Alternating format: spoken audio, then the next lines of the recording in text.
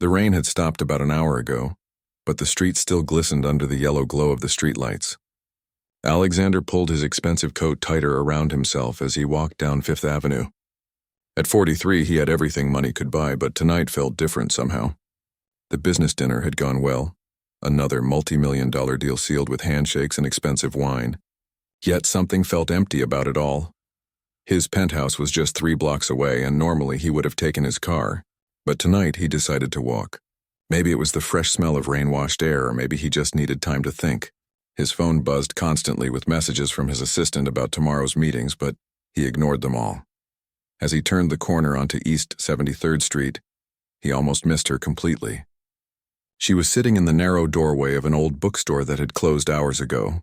If not for the small movement when she shifted to pull her thin jacket closer, he might have walked right past. Alexander stopped walking. In his world of boardrooms and luxury cars, he rarely encountered people like this. The young woman looked to be in her early 20s with long brown hair that was clearly unwashed. Her clothes were wrinkled and dirty, and she was holding a small backpack close to her chest like it contained everything she owned. What struck him most was how quietly she sat there. She wasn't asking for money or holding up a sign. She wasn't bothering anyone walking by. She was just sitting there, staring at her worn-out sneakers, trying to make herself as small as possible. For a moment, Alexander felt that familiar urge to just keep walking. This wasn't his problem. He had charities that handled these situations. He wrote checks to homeless shelters every year, but something made him stop. Maybe it was because she looked so young, or maybe it was the way she held herself with a kind of dignity despite her obvious situation. Whatever it was, Alexander found himself approaching the doorway. "Excuse me," he said softly, not wanting to startle her. The young woman looked up, and Alexander was surprised by her eyes. They were bright and alert, not the dull, defeated look he had expected. There was intelligence there and wariness, but also a kind of strength that seemed out of place with her circumstances. "I'm sorry," she said quickly, starting to gather her things. "I know I shouldn't be here. I'll move along." "No, wait," Alexander said, holding up his hand. "You're not bothering anyone. Are you okay?"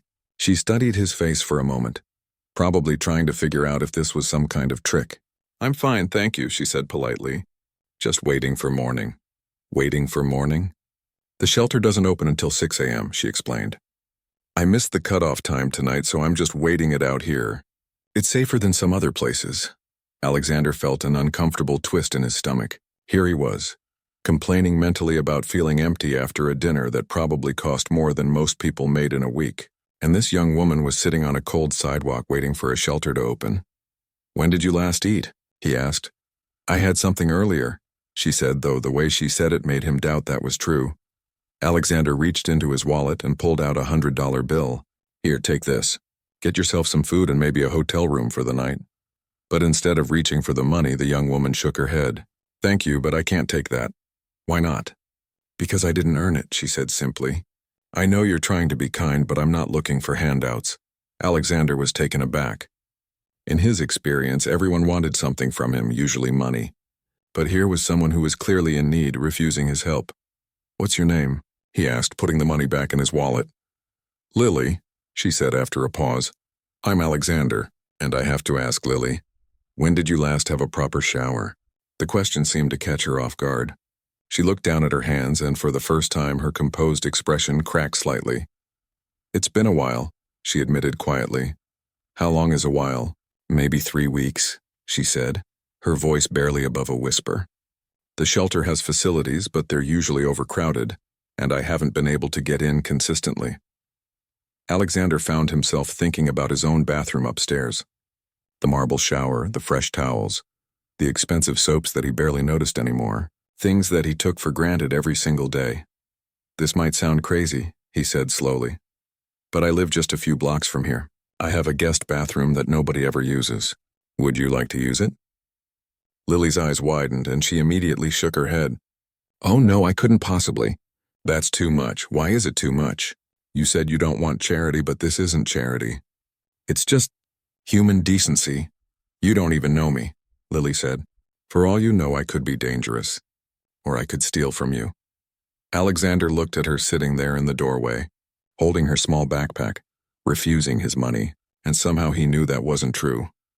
"You could have taken my money and disappeared, but you didn't," he said. "You could have lied about needing food, but you were honest. Call it intuition, but I don't think you're dangerous." But why would you do this for a stranger? Alexander thought about that for a moment. Why was he doing this? It certainly wasn't something he had ever done before. Maybe it was because she reminded him of someone, though he couldn't think of who. Maybe it was because she had refused his money, showing a pride and integrity that impressed him. Or maybe it was simply because she was a human being who needed help, and he was in a position to provide it. "Because," he said finally, "everyone deserves basic dignity, and right now you need a shower more than I need to worry about whether this is proper etiquette." Lily was quiet for a long moment, clearly wrestling with the decision. Finally, she looked up at him. "You're serious about this?" "Completely serious." "And you're not expecting anything in return?" "Nothing at all." "What if I said yes? How would this work exactly?" "Well," Alexander said, thinking it through as he spoke, "I could give you my address and let the doorman know you're coming. You could use the guest bathroom, take as long as you need. I could even wait downstairs if that would make you feel more comfortable." The offer surprised even himself.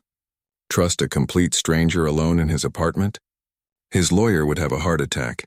But something about Lily made him want to help her.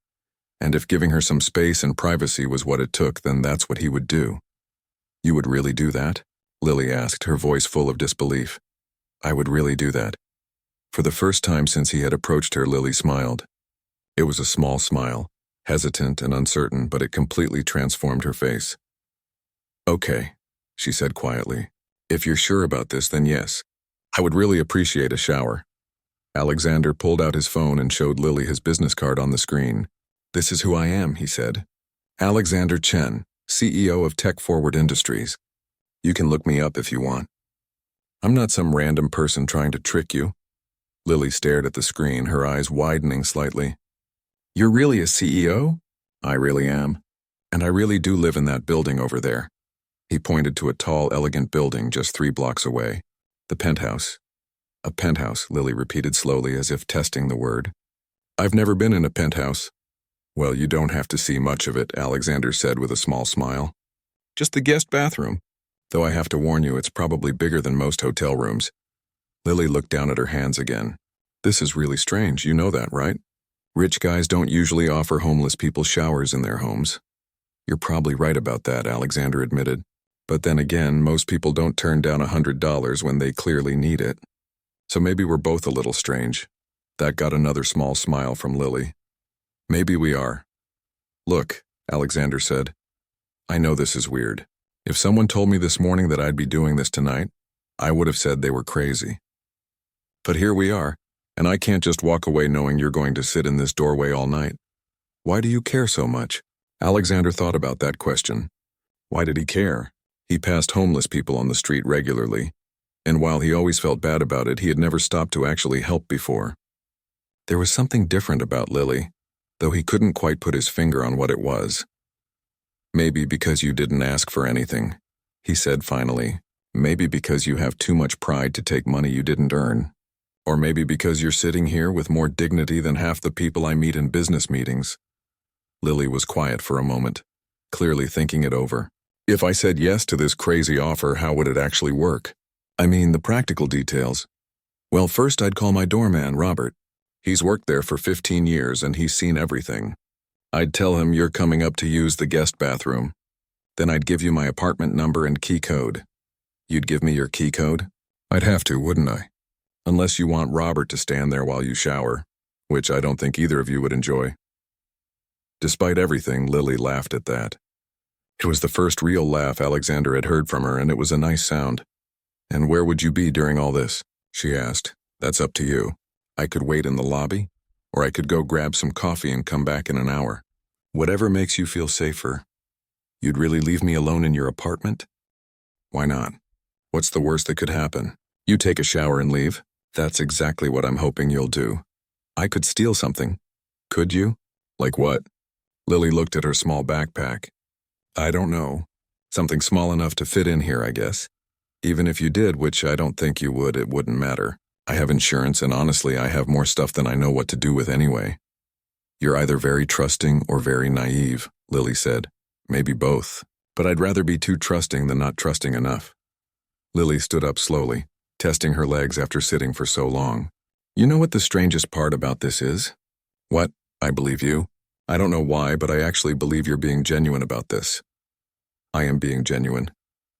I know. That's what's so strange.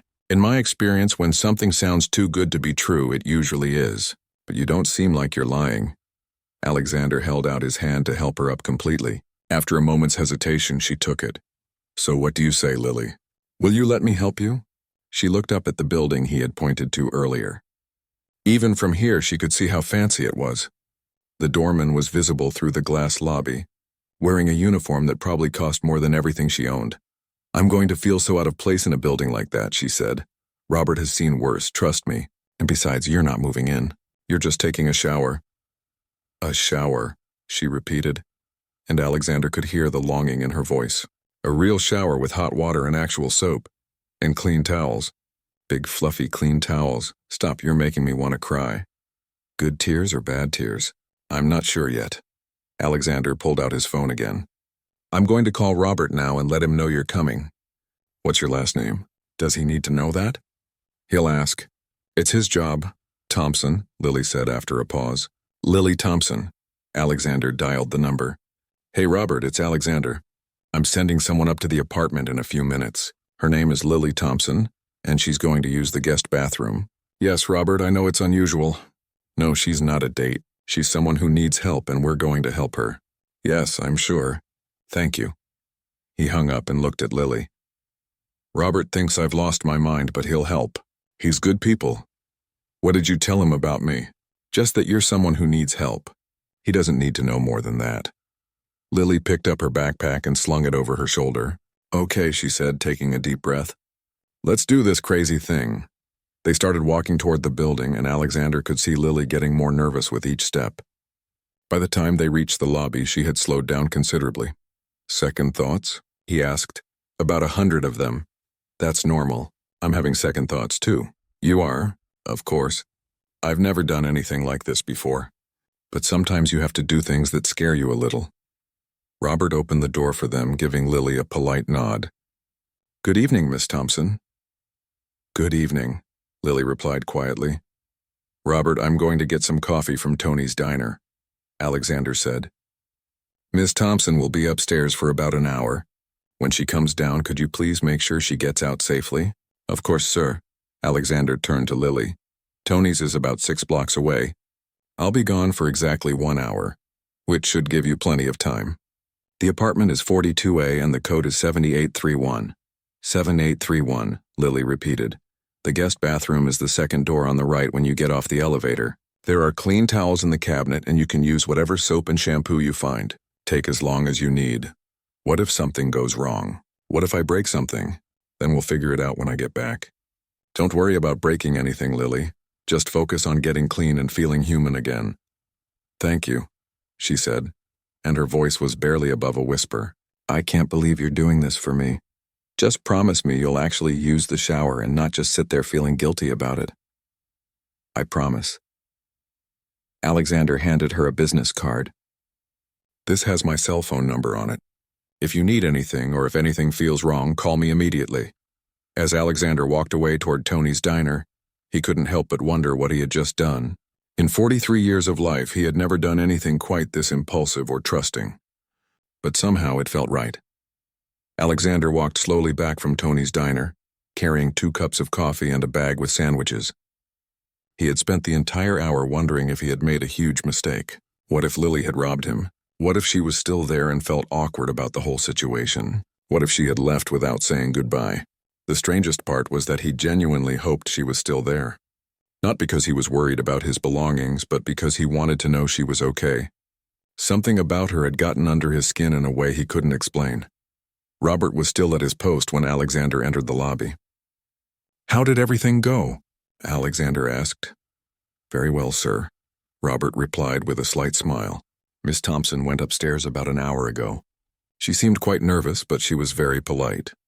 Has she come back down yet? No, sir. She's still upstairs.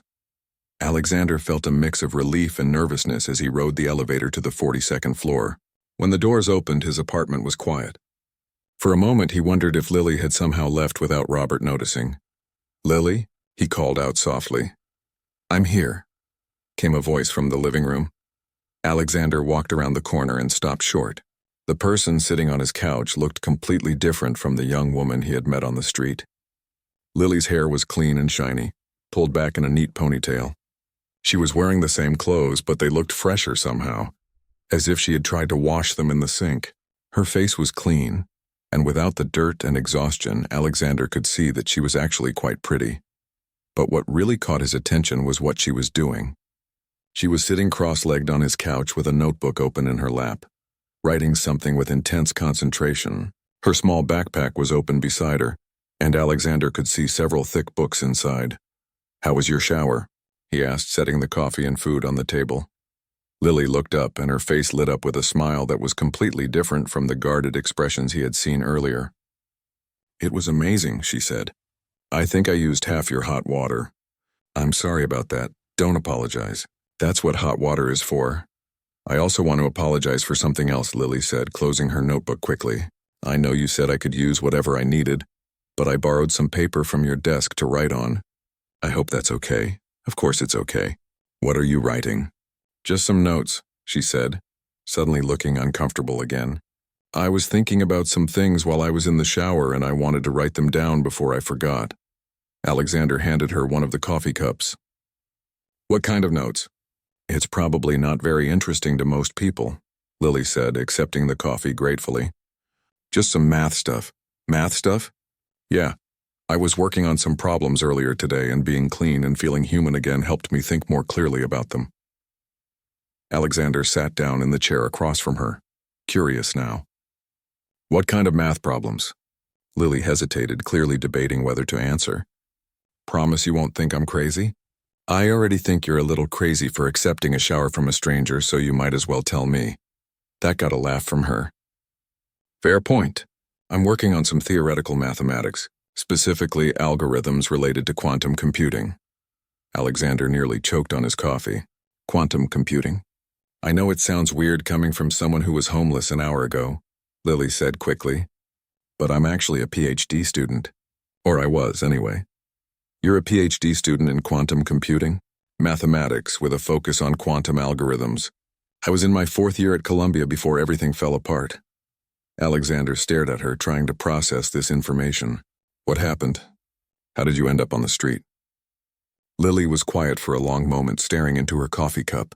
"It's a long story. I've got time, and I brought sandwiches if you're hungry." At the mention of food, Lily's stomach growled loudly, and she looked embarrassed. "I haven't eaten since yesterday morning," she admitted. "Then eat first." "Talk later," Alexander said, pushing the bag toward her. Lily unwrapped the sandwich like it was made of gold, taking small, careful bites as if she was afraid it might disappear. Alexander tried not to watch too obviously, but it was clear she was genuinely hungry. "This is really good," she said after a few bites. "Thank you.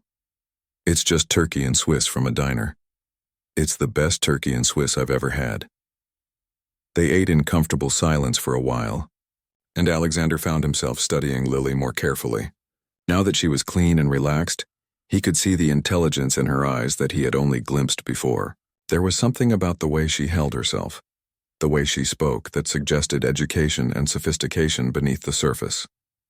"So," he said finally, "quantum computing PhD student. That's not something you hear every day." "No, I guess it's not," Lily said. "Most people don't even know what quantum computing is." "I do, actually. My company has been trying to break into that field for the past 3 years. Lily's eyes widened. "Really, what kind of applications are you working on?" "Mostly security and encryption. We're trying to develop quantum-resistant algorithms for data protection." "That's fascinating. Are you working with any specific quantum computing architectures?" Alexander found himself in the strange position of being impressed by a homeless person's technical knowledge.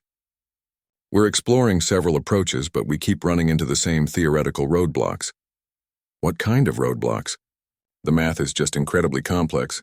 We have some of the best theoretical mathematicians in the world on our team, but quantum algorithms are still so new that there aren't many people who really understand them." Lily nodded thoughtfully. "It is complex. The mathematics behind quantum entanglement and superposition are unlike anything in classical computing. You really understand this stuff, don't you? I've been studying it for 6 years, Lily said. It's what I love most about mathematics, the intersection between pure theory and practical application. Then how did you end up on the street? Lily's expression darkened. My research advisor decided my work was too theoretical and not commercially viable enough. He cut my funding and basically kicked me out of the program. That seems extreme. Couldn't you appeal the decision? I tried, but my advisor had a lot of influence and he made it clear that if I fought him on this, he would make sure I never got funding anywhere else. What about your family? Couldn't they help? Lily laughed, but there was no humor in it. My family thinks I'm wasting my life on useless academic pursuits. They wanted me to quit school and get a practical job years ago. When I called them for help, they said this was what I deserved for being stubborn. Alexander felt a surge of anger on her behalf. That's terrible. So here I am, Lily said with a shrug. Too proud to give up on my research, too broke to continue it, and too stubborn to admit defeat. What kind of research were you doing? If you don't mind me asking. Lily hesitated again, then opened her notebook. I was working on error correction algorithms for quantum computers. The basic problem is that quantum states are extremely fragile, and any interference from the environment can destroy the computation. She showed him a page covered with complex mathematical equations. Alexander recognized some of the symbols, but most of it was beyond his understanding. The current approaches to error correction require so many additional qubits that they're not practical for real-world applications. Lily continued, I was trying to develop a more efficient approach. And did you? Develop a more efficient approach? I think so, but my advisor said it was too theoretical to be useful.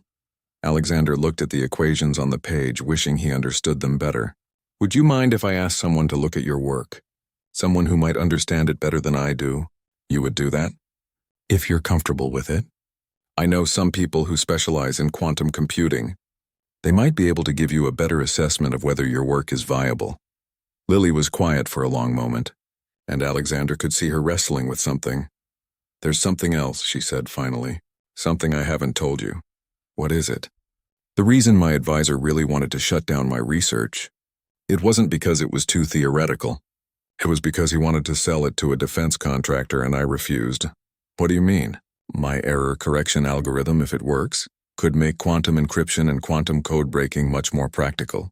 The defense contractor offered my advisor a lot of money for it, but they wanted to use it for military applications. I told him I wouldn't be part of that. Alexander leaned back in his chair, beginning to understand the full scope of what had happened to Lily. So you chose homelessness over compromising your principles? I guess I did. Maybe that makes me an idiot. No, Alexander said quietly. I think it makes you remarkable. Alexander sat quietly for a moment, processing everything Lily had just told him. The more he learned about her situation, the more impressed he became with her character. But something was nagging at the back of his mind. Something about the specific research she mentioned. Lily, he said slowly, when you mentioned error correction algorithms for quantum computers, you said the current approaches require too many additional qubits to be practical. That's right. Most error correction schemes need hundreds or even thousands of extra qubits for every logical qubit you want to protect. It makes the whole system so complex that it's not useful for real applications. And you think you found a better way? I believe so, yes.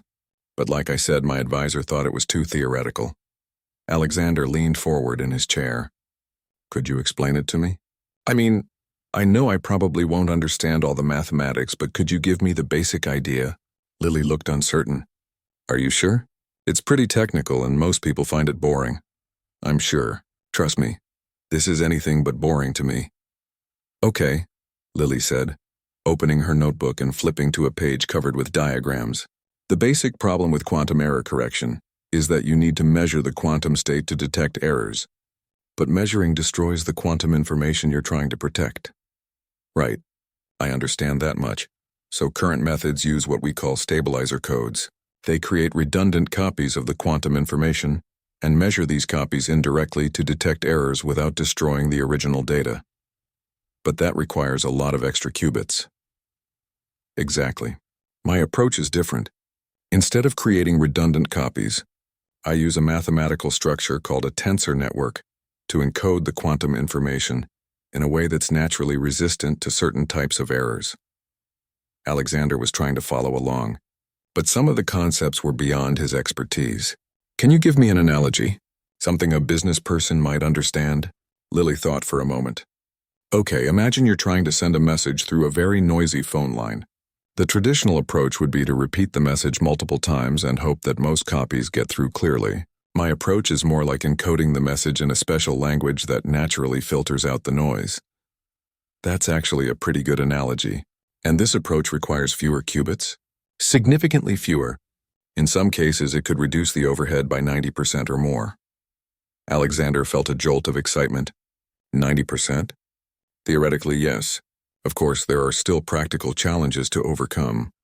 What kind of practical challenges? Well, the tensor network structure I'm using requires very specific quantum gate operations. The timing and precision have to be extremely accurate, much more so than current quantum computers can achieve. Alexander's mind was racing now. This was starting to sound very familiar.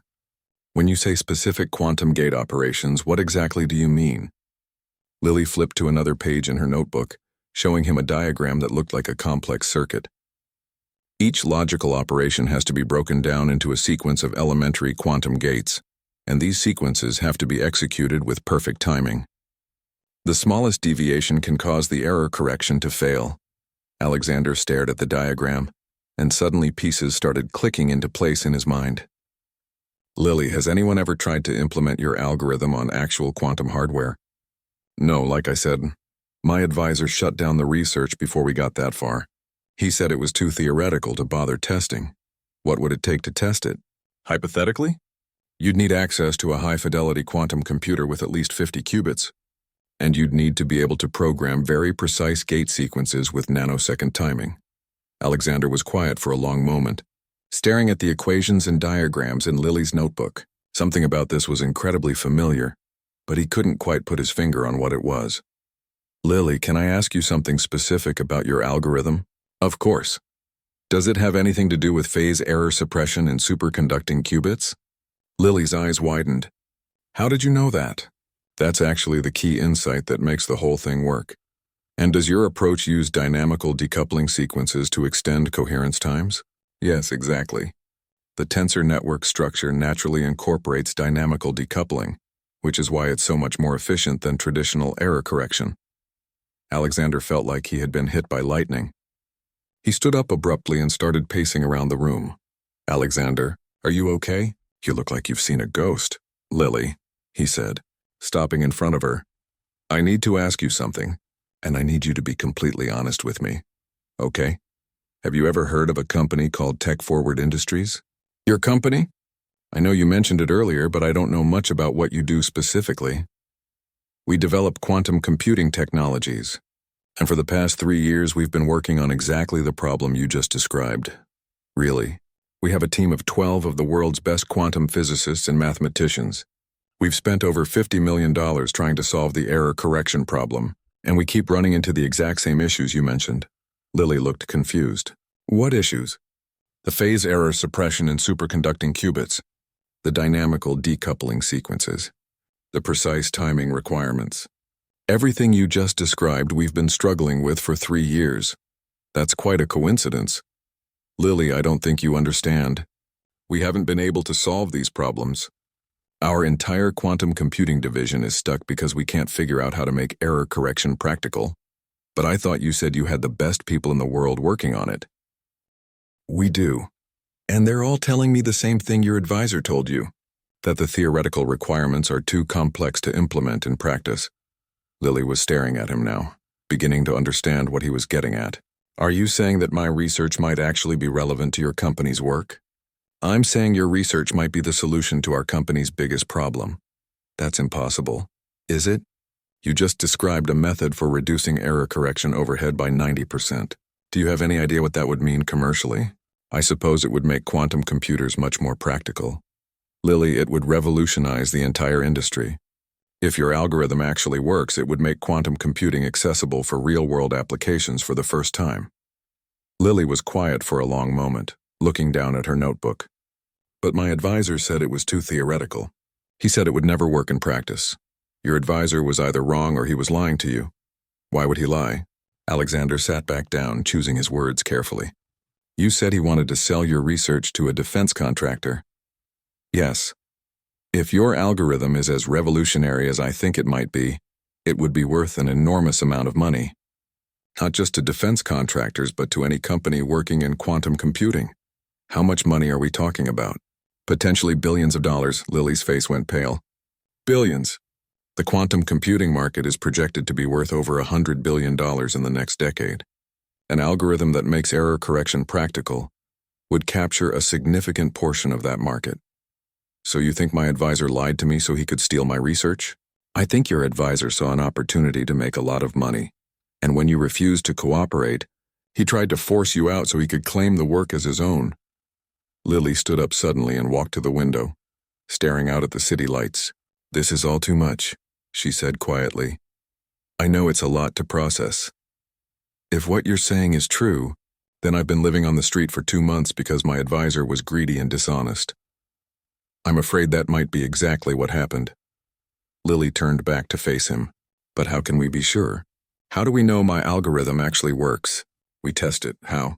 I have access to quantum computing equipment. I have engineers who can implement your algorithm. If you're willing, we could find out once and for all whether your research is viable. And if it is, then we figure out how to move forward from there. Lily walked back to the couch and picked up her notebook, holding it close to her chest. This notebook contains 3 years of my life's work. Everything I've been working towards since I started graduate school. I understand. If I let you test my algorithm and it works, what happens then? That's up to you, Lily. This is your research, your discovery. I'm just offering to help you find out if it's as important as I think it might be. You really think it could be worth billions of dollars? I think it could be worth a lot more than that. I think it could change the world. Lily sat back down on the couch, still holding her notebook. 6 hours ago I was homeless and hungry, sitting in a doorway waiting for a shelter to open. Now you're telling me I might have discovered something worth billions of dollars. I know how crazy it sounds. It doesn't just sound crazy, Alexander. It sounds impossible. Sometimes impossible things turn out to be possible. Sometimes they just need the right person to believe in them. Lily looked at him with an expression he couldn't quite read. Why are you helping me with this? What's in it for you? Honestly, if your algorithm works, it could save my company's quantum computing division. But even if it doesn't, I'm not going to be able to sleep at night knowing I let someone with your talent and integrity continue living on the street. So what are you proposing exactly? I'm proposing we find out if you've just solved one of the most important problems in quantum computing. And if you have, I'm proposing we figure out how to change both of our lives forever. Lily sat in silence for what felt like forever, staring at her notebook. Alexander could see her mind working, weighing everything he had just told her. Finally, she looked up at him. If we do this, if we test my algorithm and it actually works, I need to know something first. What do you need to know? What kind of person are you, Alexander? Because if my research is really worth what you think it's worth, I'm about to become very vulnerable. I need to know if I can trust you. Alexander understood her concern completely. After being betrayed by her advisor and abandoned by her family, she had every right to be cautious. That's a fair question, he said. And honestly, I'm not sure how to answer it in a way that would satisfy me if I were in your position. Try. Alexander thought for a moment. I could tell you about my business practices or show you references from people who've worked with me. But the truth is, you've only known me for a few hours. You have no real reason to trust me except for what you've observed tonight. Which is, I offered you help when you didn't ask for it. I left you alone in my apartment when any reasonable person would have called me crazy. I bought you food and listened to your story without judgment. And I'm sitting here at midnight talking about quantum algorithms instead of trying to take advantage of your situation. Lily nodded slowly. Those are all good points. But there's something else I need to know. What's that? If my algorithm works and it's worth as much as you think it is, what exactly are you proposing? Are you trying to buy my research? Hire me? Partner with me? I need to understand what you're thinking. Alexander had been wondering the same thing himself. Honestly, I haven't figured that out yet. I just know that if your work is as revolutionary as I think it might be, then whatever we do has to be fair to you. You did the work, you made the discovery. You sacrificed everything to maintain your principles. Any arrangement we make has to reflect that. That's vague. You're right, it is vague. But I think we need to know if your algorithm actually works before we can make any concrete plans. Lily stood up and walked to the window again.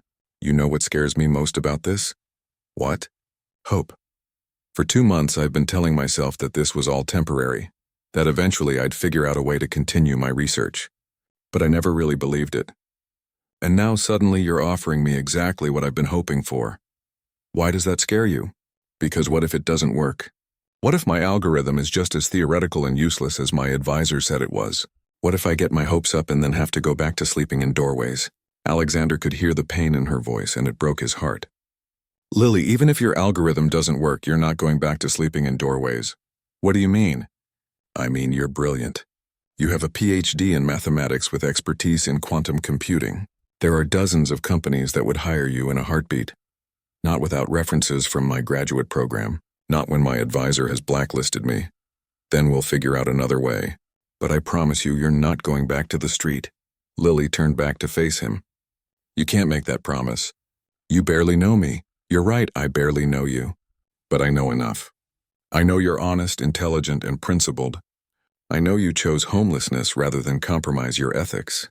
And I know that anyone who would let someone like you end up on the street is an idiot. For the first time since Alexander had met her, Lily's eyes filled with tears. Why are you being so kind to me? Maybe because kindness doesn't cost anything, but it can change everything. Lily wiped her eyes with the back of her hand. Okay, she said quietly. Okay, what? Okay, let's test my algorithm. Let's find out if 3 years of my life's work actually means something. Alexander felt a surge of excitement. Are you sure? I'm terrified, but yes, I'm sure.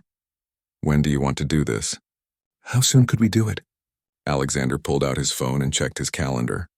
My lab is closed over the weekend, but I could probably get us access tomorrow if you want to move fast. I want to move fast. I've been waiting 2 months to find out if my work has any value. I don't want to wait any longer. Then tomorrow it is. They spent the next hour going through Lily's research in more detail. Alexander was amazed by the depth and complexity of her work. Even though he couldn't understand all the mathematics, he could see the elegance of her approach and the careful reasoning behind every step. One more question, Alexander said as they were finishing up. If your algorithm works, what do you want to do with it? What do you mean? I mean, what's your vision for how this technology should be used? Lily thought about that for a moment. I want it to help people. Quantum computing has the potential to solve problems that are impossible with classical computers. Drug discovery, climate modeling, artificial intelligence, cryptography. If my work can make quantum computing more practical, then I want it to be used for things that make the world better. Not for military applications. Definitely not for military applications. That's what got me into this mess in the first place. What about making money from it? I'm not opposed to making money if that's what you're asking. But money isn't the point. The point is advancing human knowledge and solving important problems. Alexander smiled. I think we're going to work well together. Assuming my algorithm actually works. Even if it doesn't, I think we're going to work well together. The next morning, Alexander picked Lily up at the small hotel where he had insisted she spend the night. She looked nervous but determined as they drove to his company's research facility. How are you feeling? He asked. Like I'm about to find out if the last 3 years of my life were completely wasted. They weren't wasted, Lily. Even if the algorithm doesn't work exactly as planned, the research itself is valuable. Easy for you to say. You're not the one who's been living on the street because of it. They arrived at the lab, and Alexander introduced Lily to Dr. Zhang, his head of quantum research. Dr. Zhang was initially skeptical when Alexander explained what they were testing, but his attitude changed quickly when he started looking at Lily's work. This is remarkable, Dr. Zhang said after studying Lily's notebook for 20 minutes. I've never seen this approach to error correction before. Do you think it could work? Lily asked nervously. The mathematics is sound. Whether it works in practice depends on implementation details, but theoretically, this is brilliant. They spent the rest of the day programming Lily's algorithm into the quantum computer. Lily worked alongside Dr. Zhang and 2 other engineers, translating her theoretical work into practical code. Moment of truth. Alexander said as they prepared to run the first test. Lily was standing next to the quantum computer, her hands shaking slightly. "I can't watch," she said. "Tell me when it's over." But she did watch, standing there with her arms crossed tightly across her chest as the computer processed her algorithm. The first results appeared on the screen 30 seconds later. "Oh my God," Dr. Zhang said quietly. "What?" Lily asked, her voice barely above a whisper. "It works. Lily, your algorithm works. And it's not just working, it's exceeding our best projections." Lily stared at the screen, not quite believing what she was seeing. "Are you sure?" "I'm sure. Look at these error rates. You've reduced quantum error correction overhead by 87%. Lily sat down heavily in a nearby chair. "It actually works." "It doesn't just work," Alexander said, grinning broadly. "It's revolutionary." Over the next several hours, they ran test after test, each one confirming what the first test had shown. Lily's algorithm was not only practical, it was far more efficient than anything anyone had developed before. "So what happens now?" Lily asked as they were shutting down the equipment. "Now we change the world," Alexander said, "and we make sure you get the credit and compensation you deserve." 3 months later, Lily was standing on the stage at the International Quantum Computing Conference, delivering the keynote address to an audience of 3,000 researchers and industry leaders. In the audience, Alexander watched with pride as she explained her breakthrough to the scientific community. After the conference, they went to dinner to celebrate. "Can you believe this is real?" Lily asked, looking at the patent papers that officially recognized her as the inventor of the most important advance in quantum error correction in a decade. "I can believe it," Alexander said. "You earned every bit of this. We earned it. I never could have gotten here without your help. You would have found another way. Brilliant people always do. Maybe. But I'm glad I didn't have to." Lily had indeed become a millionaire, just as Alexander had predicted. But more importantly, she had regained her dignity, her career, and her faith in the future. She now led the quantum research division at Tech Forward Industries, working on projects that she believed would make the world better. "Do you ever think about that night?" she asked. "When you found me in that doorway?" "All the time," Alexander said. "It was the best decision I ever made." "Offering to help a homeless stranger?" "No," Alexander said with a smile, recognizing that sometimes the most important discoveries come from the most unexpected places. And as they sat there celebrating not just Lily's success, but the friendship and partnership that had grown from that chance encounter, both of them knew that their lives had been changed forever by one simple act of human kindness.